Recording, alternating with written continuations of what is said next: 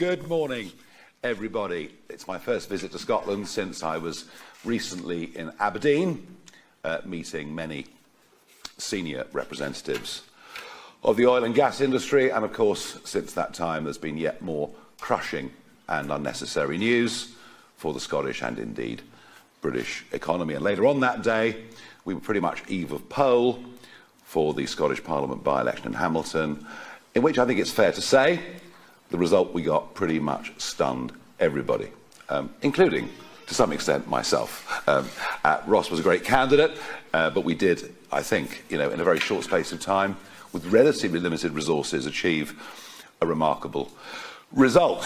And we are, as a party, getting ready for the Scottish Parliament elections next year. We've just had a very big weekend with 200 potential candidates who've come forward, who are going through interviews, who are going through vetting, and we will be taking those elections next year very seriously indeed. And I think our opponents might take us quite seriously as well. Now, you might have noticed that yesterday I did a little press conference at Oxford Airport, which seems to have attracted quite a bit of attention, and is now, it seems to be bringing quite a degree of division within the Labour government itself. Firstly, Jack Straw, who was the Home Secretary at a time when we did face a problem with illegal immigration. In those days, it was people basically coming in the backs of lorries. Jack Straw saying we should effectively disapply ECHR.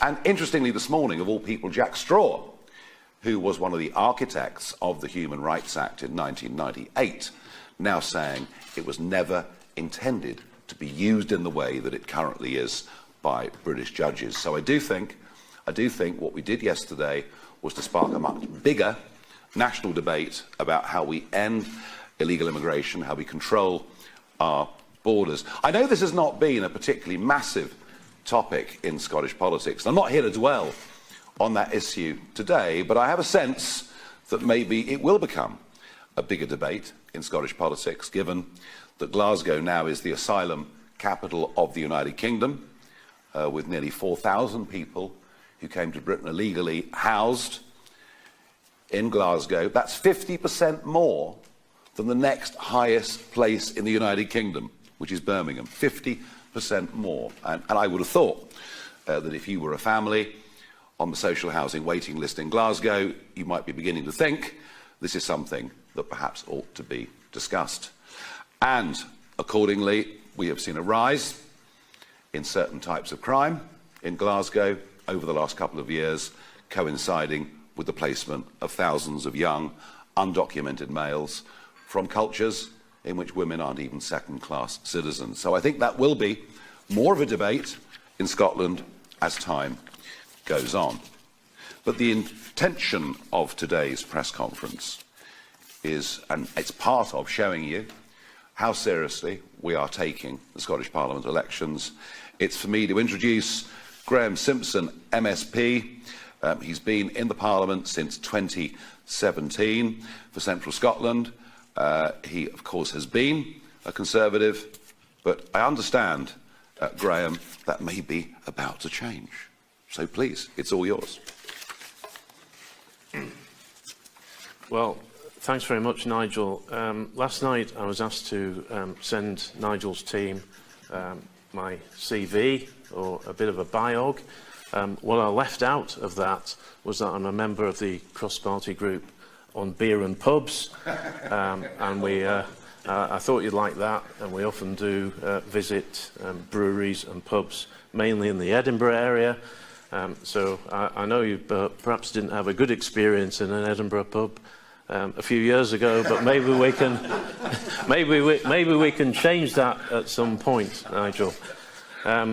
Now, it's fair to say that some of you won't be surprised to see me here, given that the Scottish Tories have been touting my name as a potential defector for months now. So today I'm giving them what they want, but perhaps not for the reasons that they think.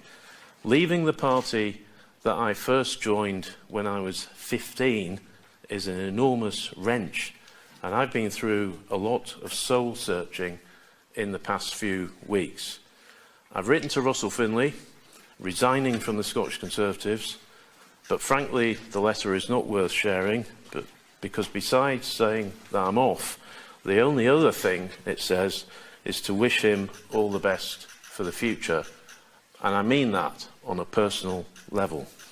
When Murdo Fraser first stood for the leadership of the Scottish Conservatives in 2011, he did so suggesting that we needed a new centre-right party in Scotland, and I agreed at that time with that analysis. But the independence referendum came along and all such talk went away. The referendum was a gift to the Tories, and with that, and with the threat of such upheaval gone, I think their electoral hopes are diminishing fast. To be honest, and I think you all know this, the constitutional battle has got in the way of good government and good opposition here. We have neither. But with a new kid on the block, Reform, the kind of centre-right party envisaged all those years ago, we can at least have one of those. Now, I've been thinking about my future for some time. I decided a few months ago that I would not be standing for the Scottish Conservatives again, and others have taken the same decision. I told the party that at the end of May, but with the Hamilton by-election looming, where Ross did very, very well, I promised not to say anything. I've not stuck out a press release or said anything on social media. I honestly thought the most likely scenario for me would be to move on to the next stage of my life and find a job in one of the sectors that really interest me, such as housing or transport. And although finding a job may not have been easy, I think I have enough respect out there to have got something that would have excited me. But I've watched Reform with interest, and I see the opportunity to help to create something fresh here in Scotland. And it's clear that the voters agree in increasing numbers. But just because a party is becoming popular isn't a reason to join it. Keeping your job in Parliament isn't a good enough reason either. I've only reached the decision that I have in the past few weeks, and I mean over the summer, and it's not been easy. It really has not been easy. I first joined the Conservatives when I was at school, just before Mrs Thatcher came to power. I left politics for a career in journalism, but then rejoined and have been a councillor and an MSP. So I'm really very fortunate. I know what a Conservative is, and I actually wrote about it last year, just to remind some people. The election next year here in Scotland is going to see a very different Parliament from the one we have now, which is stale and very often uninspiring. Too many people feel let down and ignored. They feel the system is against them, that the traditional parties don't even care about them. Save for some fine individual MSPs across parties, the political class is not serving the people well. Failure is accepted and change takes far too long. And I'll give you a couple of examples personally of that. Thousands of people living in tenements often face real difficulties when it comes to maintaining their buildings. In the last session of Parliament, March 2018 to be exact, a group of MSPs from across the divide formed a working group to see how we could address the challenges, and we came up with some proposals. But it will be the next Parliament until we see any legislative change, so probably at least 10 years since we first started looking at this. The second example of how slow things can be has been the progress of my Members' Bill, which would see a system of recall introduced into the Scottish Parliament. I first mooted this at the end of the last session of Parliament and started work on it at the beginning of this session. It's badly needed to restore some trust, but we've not even had the stage one debate. It might get over the line before Parliament dissolves at the end of March, and I really hope that my move today does not jeopardise that, as it's far too important for people to play silly games with. This isn't the kind of bitter speech that you might have been expecting, is it? I haven't criticised the Scottish Conservatives or Russell Finlay. For me, politics is about what you can do for people and not yourself. And I've demonstrated that in my 10 years as a councillor in the Conservative bastion of East Kilbride, and since being elected to the Scottish Parliament in 2016. One very recent example was my successful campaign to have the companions of people with sight difficulties allowed free rail travel. That didn't get a lot of publicity, but that's a really positive thing, and it helps a lot of people. I've joined Reform because we have the chance to create something new, exciting and lasting that puts the needs of people over the system, that asks what is going wrong and how we can fix it. The SNP was first elected to power in 2007, so next year will mark 19 years of failure in health, education and transport. Somehow we need to remove them from office, and Reform can help to do that.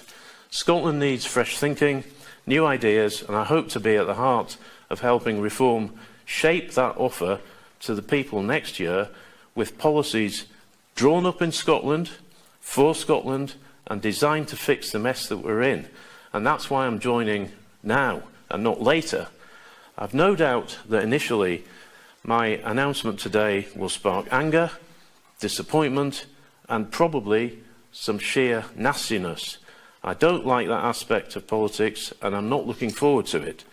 But there are many ex-colleagues who will also understand. And I say to those who have great ideas for Scotland and who may have felt ignored, to talk to me. You will find my door, wherever I am put in Parliament next week, open and receptive to the kind of fresh thinking that we need in politics. And over the next few days and weeks, I'll have more to say on what we need to do to fix the mess that the SNP has made and how Reform can help to do that. Thank you.